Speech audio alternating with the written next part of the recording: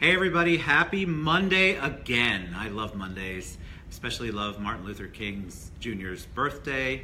And I've got some posts to talk about that later, but I want to introduce Alli MacCarroll, who's on my show. I told her earlier, just a few minutes ago, that I thought maybe she had decided to check out on me because I could not find her name, and that's because I was saying Alli Carroll. So that's probably a Tracy Stein going across there. Will you please let us know that you can hear us and see us? It's been a great day for seeing and hearing, and we definitely want to hear Alli's message. I'm going to give her a little bit of her stuff. She's a little nervous, and I don't know why, because she's beautiful, she's talented, she's well-spoken, she does so much for the community. Thank you, Tracy, you can hear us. So welcome, and thank you for agreeing to do the show. Like, you've had a crazy week or so I just want to let you know I greatly appreciate the fact that you decided to come on. My goal is to not make Alli cry today. We've already had a conversation about that. I'm usually pretty good about that. I don't make you cry, but so welcome. So tell them a little bit about you. One of the things in her bio, and again, I'm going to tell some of her stuff. Her bio, she had some personal stuff in there, and she, I think with bios, people want it to look as beautiful as it should be, and there were a couple of people on here who didn't share a lot of their personal stuff, but you chose to, and I was so happy that you decided to keep that in. So, welcome, Alli MacCarroll with Alli Mac Consulting and so much more. Give them a little background on you. Well, first of all, thank you, Ted. I'm honored that you would have even asked me to come on your show. I've been watching your shows for oh my gosh, you've been on what, 90-something shows? Today I think you're 95. You're 95, which is insane. Very blessed. Hisam Jabali's already posting something about how much he loves and adores you. So thanks. Well, a little bit about myself. My background is in medical, and I have a background in legal. Well, making it go a little bit farther back, I'm Spanish. I'm from yes. So this is so I told her. So her last name's MacCarroll, right? So when I saw the bio and you said you were Ecuadorian and Peruvian, I thought I had absolutely no idea, because as we joke, we spend all of our money on R&D on booze and not really on any research and development, so we actually know the true story of what's going on. So I was so happy to see that. No idea, but you came here when you were 3.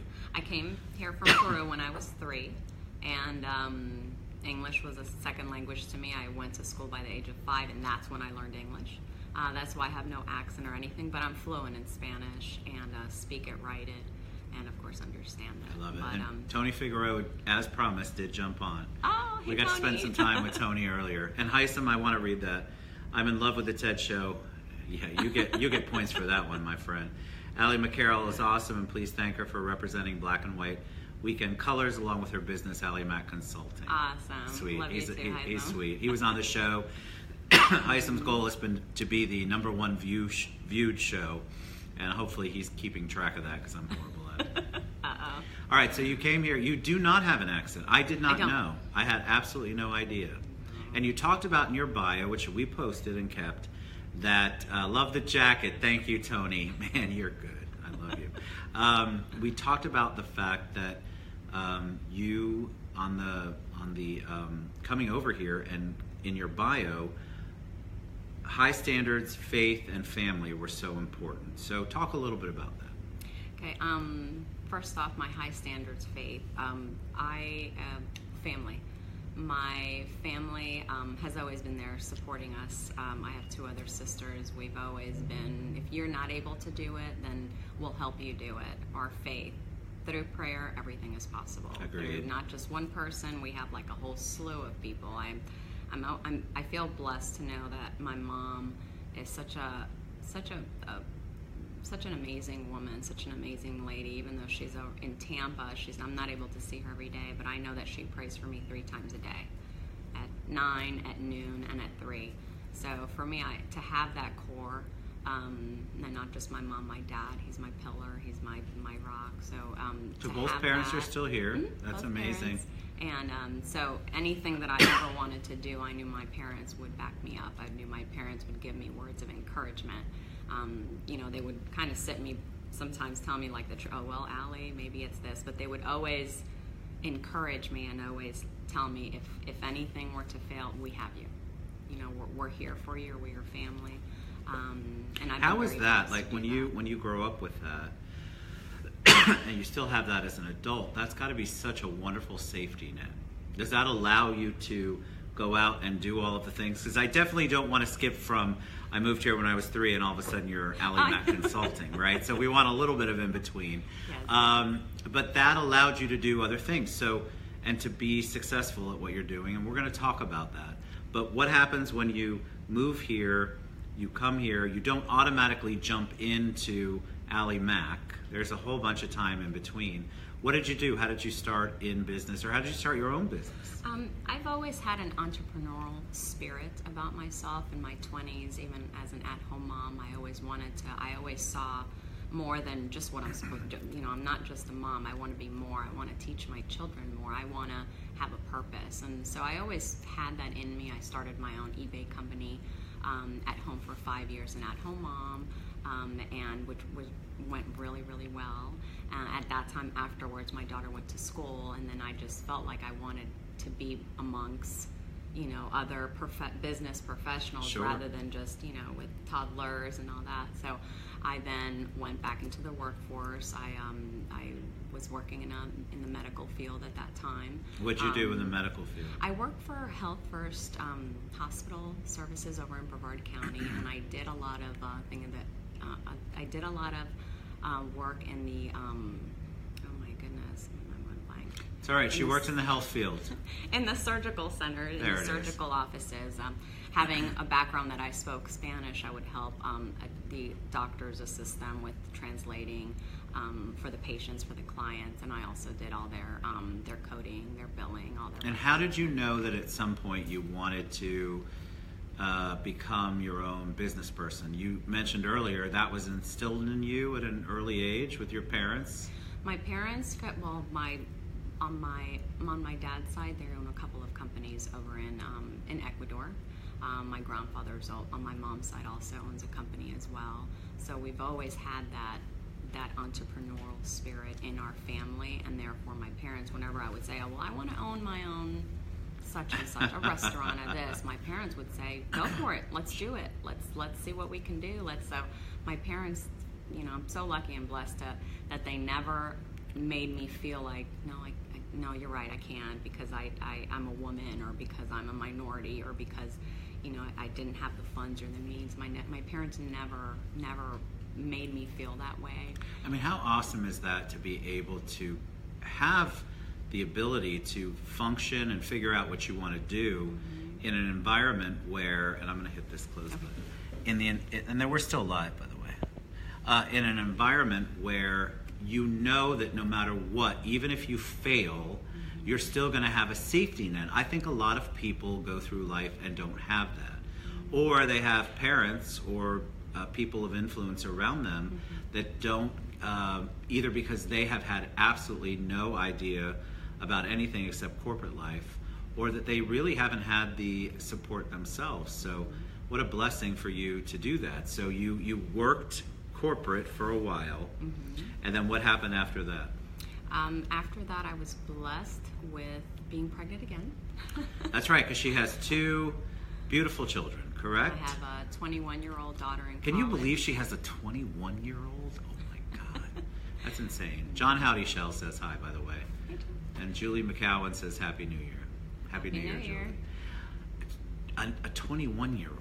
So how were you able to take, and I still want to talk about your business, I'm sorry, but I'm so fascinated by the personal side. Were you able to take the things that your parents instilled in you, and were you able to give them to your children, create that same kind of environment? Is that what they grew up in? Or was it harder because as a parent, everything changes. You think you're going to be the parent either that your parents were or weren't, depending on what environment you grew up in. Were you able to do that for them, or are you able to do it? I think both my kids have always seen me as a very strong go-getter. Even though, in our 17, 18, 20 years old, we really don't know what we're going to do. We still don't have the firm kind of feet planted.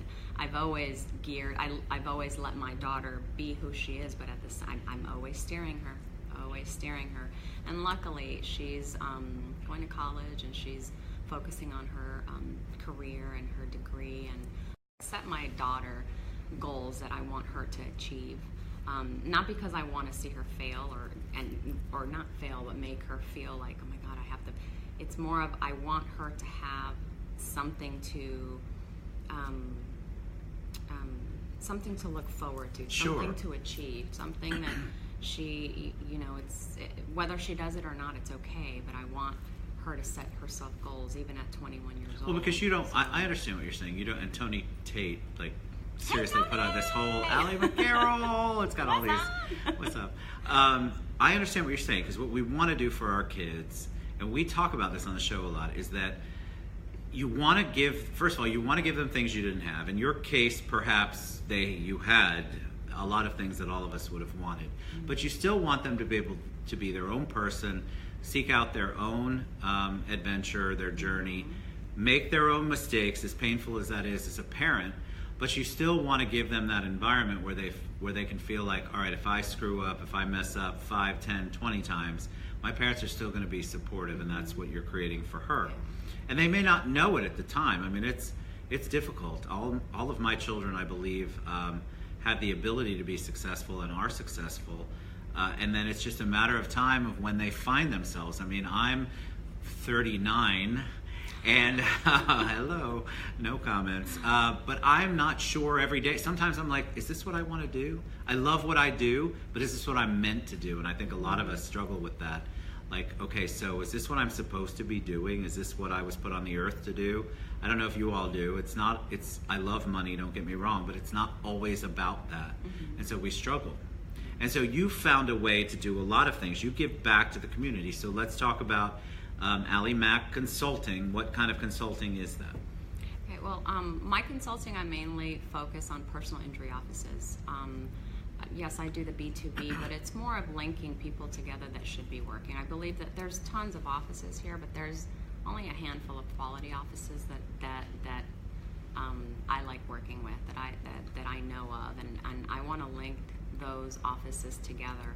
There's offices that I don't even know of yet. There's offices that haven't gotten their marketing up to date or up to par where they're able to reach all of us or in Central Florida. So how does that work? Because I think a lot of people, do you focus primarily on personal injury attorneys?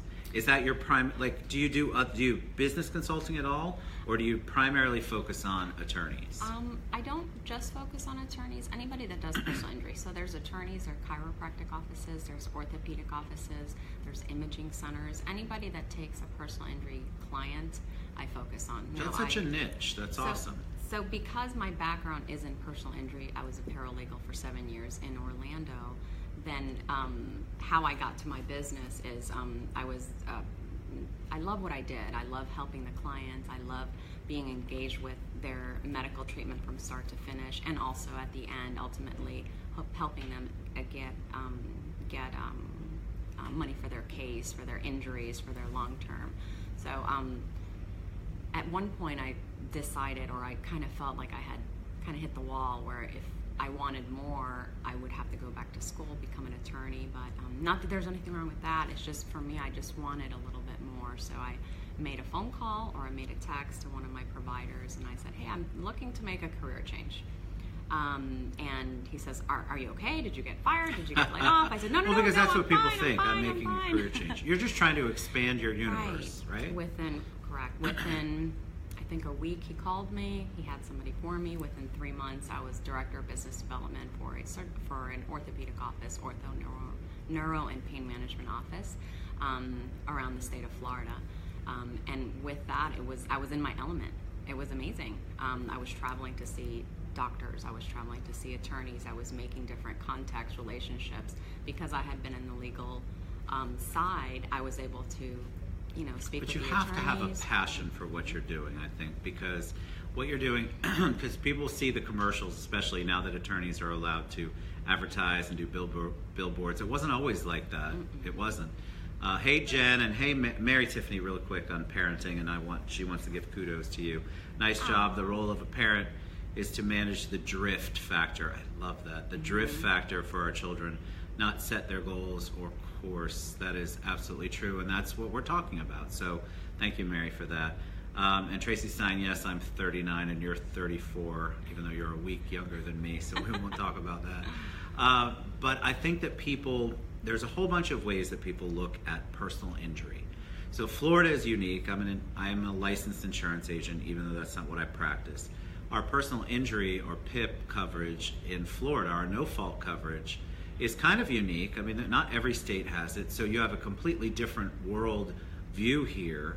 And so you have all of these enterprises and businesses that have grown up around that and around supporting that whole law and how that works. Because if you don't know it, if you get in an accident, your first $10,000, allegedly, your first $10,000 or whatever you have is supposed to be paid by your insurance policy, regardless of the fault. That's why it's called a no-fault law. So you're going in and you're working with attorneys, and in some respects, the advertising, I think, has done a great job at humanizing the attorneys. Do you find that when you tell people what you do, oh my God, you work for a personal injury attorney, I either got this, or I don't feel good. Is it a visceral reaction? I mean, I would imagine, because I love personal injury attorneys. I think they serve an amazing purpose, but I know that even with all the advertising, it still is a job you have to do. It is. From what I find is whenever I go and speak to a chiropractic office, for instance, for me, I don't market to all the public. My market is the offices. Now, if somebody knows that I do work for an attorney's office, yes, they will want to ask me attorney questions, in which I'm not an attorney. But and she doesn't play one on TV either. But I'll forward them to an attorney that will help answer any and all questions, most definite. But because I was in the legal field, I am asked a little bit more questions by my offices that I represent. Are we able to do this? What kind of software we should be using? What just kind of different things. What do you think the attorney needs for a demand? Just kind of questions that normally it would be answered by an attorney. I'm kind of like the middle person that puts those two together because I've been on both sides. So what do you ultimately want to do? Tony Figueroa, I love you. We'll look at his post in a minute. Okay. What do you ultimately want to do? You obviously want to grow your business. Do you see yourself expanding past everything that has to do with personal injury? Because you do this amazing Central Florida health mixer, which we want to talk about, and that really has broadened out. I mean, the one that I went to at M Lounge was amazing, and you brought all of these people together who, they say they touch the health industry, and maybe they do, but you really brought a lot of business people together, business leaders, community leaders, and talk a little bit about that. The event was initially established because there was a lot of events that I would go to for personal injury that weren't with personal injury or with healthcare. So the reason why the event was created, just so there's not that niche, there's not an event just catering to that. So last year, the event was created, Personal Injury Healthcare Mixer, and with that, I spent a lot of time in my car, trying to find those offices that normally don't come out, trying to find those attorneys that maybe have just started the practice, maybe that need a little bit more exposure, and vice versa. And we got them all together in one place. Luckily, we're on our fourth event, and it's just been growing and growing. My next event is March 29th, also at the M Lounge. And That's a great location. It is. I love it. I love it. There's so much to do. It's not just you're sitting there having a drink. And when I checked in, I thought it was her sister, and it was her daughter, if that tells you anything. But they do a great job, and you did too, of really engaging people. So if you touch that industry at all, that's what they want you to come in and kind of, I mean, there were people there that had, as far as I was concerned, they were business owners and I have no idea why they were there, but they obviously had a thought process of how can I network better. And that's part of the problem. So you've created a mixer. A lot of people go, oh my God, another mixer. Could we please have one that's impactful? Can we please have one where the people, which is what you created, can we please have one where the people who are there are really people that I could network with and do business with? It's not a lot of MLMs, nothing against MLMs. You guys need to have your own. I've been part of it, so I can say that. This is not for that, unless I guess you have some sort of health-related product and you want to be part of that, then God bless you and go forth and do good. But I think what you're trying to create is a very professional organization where people can really get business done, because that's the biggest complaint about networking events, is you go to the event and you don't do any follow-up. Raise your hand, come on. I mean, the 90% of you don't even follow up with any of the business cards because you think, what am I going to do with these people? This is not that event. This event is people who surround that industry, and it's broad enough. You've created it broadly, which I loved. It wasn't just personal injury only, right? You really created, you have a great idea. You worked with, I'm not sure who you worked with, and you can give them kudos if you want, but you created some great networking opportunities. We had a blast at that event. And that's what's important. You want to leave with business cards, you want to leave with connections, but if you don't have fun, people aren't going to come back. And that is, your event was fun. That's awesome. It was amazing. Thank you.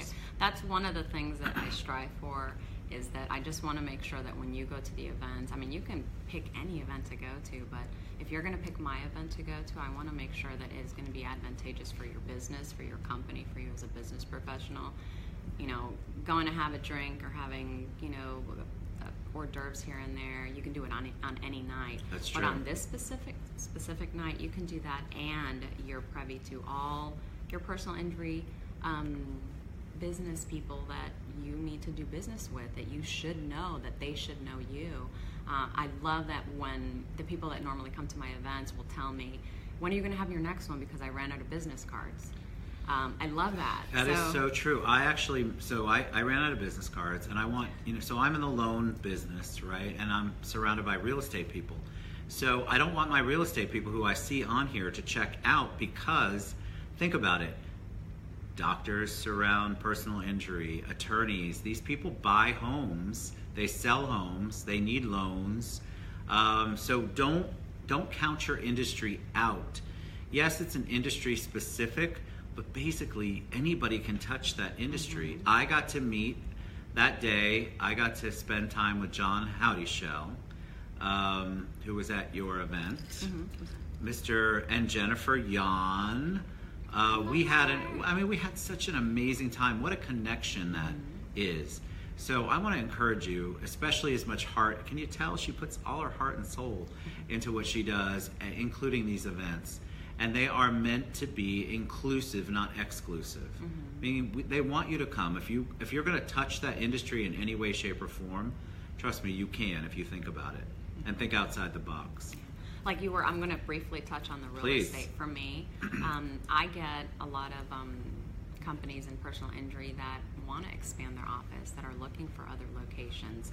I get, not just doctors, but attorneys. Hey, I'm going to start my own practice. I'm going to need a new office space and stuff. So from that kind of avenue aspect, it's more of a, yes, we have a niche, but if your niche is real estate, you also can bring value to these mixers, because 100%. Those, your niche is going to be needed when these doctors, when these attorneys want to open up another office, start their own office, and of course, the home sale also. But for business standpoint, that is what is needed. That's huge, and also what Alli has created is a safe place for attorneys, anybody around the personal injury, because a lot of them, you won't see them at regular networking events. Attorneys, doctors, chiropractors, you name it. They don't go to all of the regular networking events that some of us schlep to on a monthly or weekly basis. And the great thing about that is that then you have a captive audience. You have people that you're going to run into there that you're not going to have an opportunity to network anywhere else, and that's such a great thing. And the reason that I believe they will come out is because you've created the safe environment. You've created the environment where It is a real place to sit down and talk to people who can benefit their business and perhaps you can build a relationship with. Because the last thing they want, because when I owned the insurance offices, every day I had 4 to 5 people that would knock on my door. Miss you too, Korea. And you don't want that. As an attorney, you don't have time. So you've got 4 levels of people before you even get to the attorney. This is a way to have access to the decision makers and people that you can really do business with. And the only reason they're here is because of what Alli and her team have created. It's a great environment for you to network in. So I want to give you kudos for that, because I think I've been to the Legal Aid event, which is a great place to network with attorneys. It's at the crack of dawn. So I went one time as a favor to a friend, and I'm still tired from getting up at 6 o'clock in the morning. This is a nighttime event, a real adult event, and you can really network with some cool people. So what kind of parting words do you want to leave them? First of all, congratulations to you.